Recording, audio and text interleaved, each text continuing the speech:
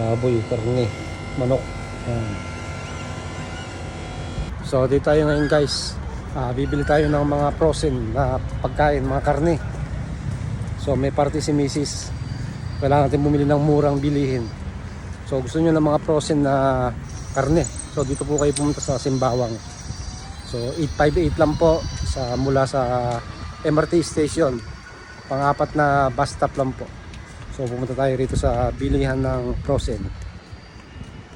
Ito lang to guys, diretso lang to sa Nautical. So ayan, ito yung Nautical na mga building. So diretso lang to, tapos kakanan tayo. So dito makikita yung bilihan ng mga frozen na mura. Ayan guys, dito lang to guys, the Nautical. So mga gustong bumili ng murang frozen, dito tayo bibili.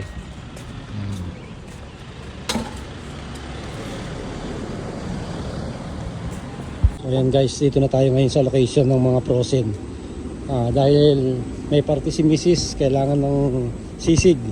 So ipagluluto natin at mamimili tayo rito. So dito guys, mga mura yung mga karne. Mga pangsisig, mga baka at kung ano-ano pa. So check natin guys. So ito yung mga frozen guys. Dito tayo bibili.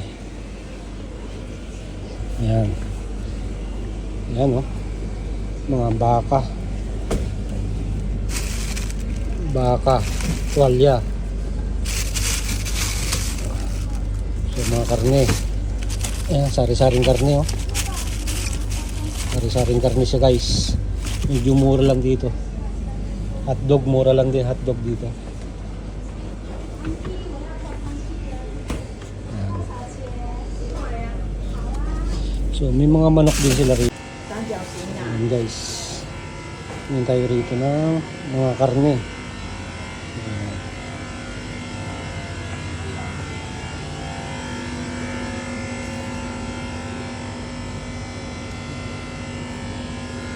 So ayan guys, tumbong, puso, sari-saring karne.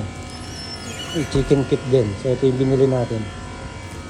Dila ng baboy, buntot, tsaka tenga. So mga tumbong, ayan. Ito atay ng baboy, 1 kilo.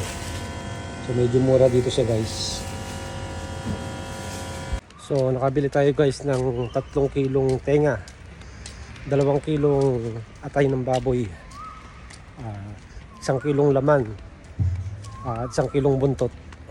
So inabot siya ng $52.50. So marami na to guys.